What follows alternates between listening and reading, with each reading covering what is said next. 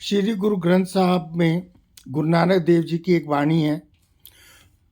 उनके शब्द हैं, नीचा अंदर नीच जात, नीची हूँ अति नीच, नानक तिनके संग साध, बढ़िया सो क्या रीत। भावार्थ यह है कि ईश्वर को पाने का मार्ग ऊंची जाति, धर्म या ऊंचा पद नहीं है, अपितु विनम्रता, सादगी और सच्चाई है।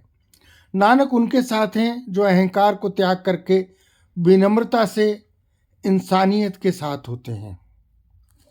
आपको इतिहास बताते हैं पंजाब के फतेहगढ़ साहिब के गुरुद्वारा ज्योति स्वरूप जी का।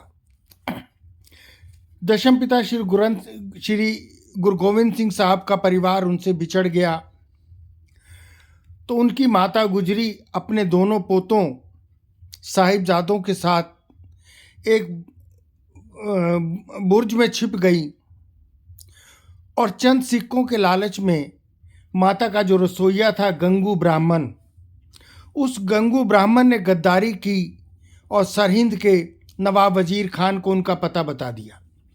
नतीजा आप जानते हैं, बाबा जोरावर सिंह और उनके छोटे भाई को शहीद कर दिया गया।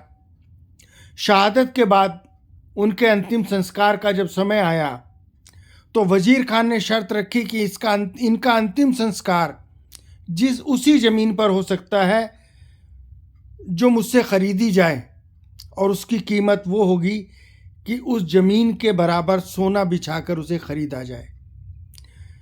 दीवान टोडरमल, उन्होंने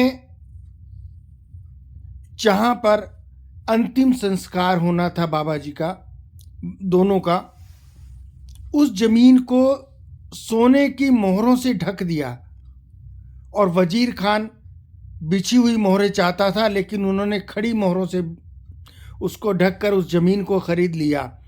और आज तक दुनिया की सबसे महंगी ज़मीन वही कहलाती है और वही है। विश्व नागरिक, भारत के गर्व और पूर्व प्रधानमंत्री डॉक्टर मनमोहन सिंह साहब चले गए, क्योंकि जो उपजो सो बिनस है, जिसका जन्म होता है उसको जाना भी होता है। लेकिन उनके जाने के साथ जो घटिया राजनीति और जो निम्नतम स्तर की अमानवीयता हमने देखी, उससे ज़रूर दिल दुखी होता है। और हर भारतवासी का दिल दुखी है कि कोई इंसान इतना नीचे कैसे गिर सकता है कि वो अंतिम संस्कार पर भी राजनीति करे।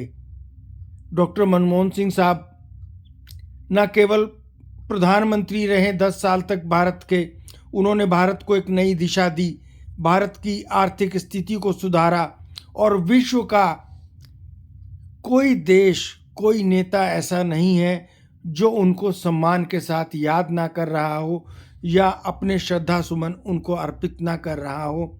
उनका निगमबोध घाट पर अंतिम संस्कार करने का निर्णय और सरकारी दबाव दुखदाई है, लेकिन वो सच्चे सिख थे और सिखों का तो काम ही बलिदान देना होता है।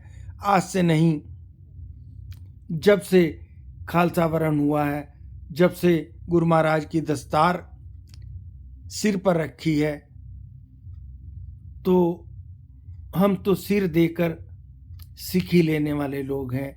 लानत है उन पर जो सब कुछ होते हुए भी दिल से इतने कमज़ोर और इतने निम्न निकले कि अपनी राजनीति से बाज नहीं आए। वाहेगुरु जी का खालसा, वाहेगुरु जी की फतेह।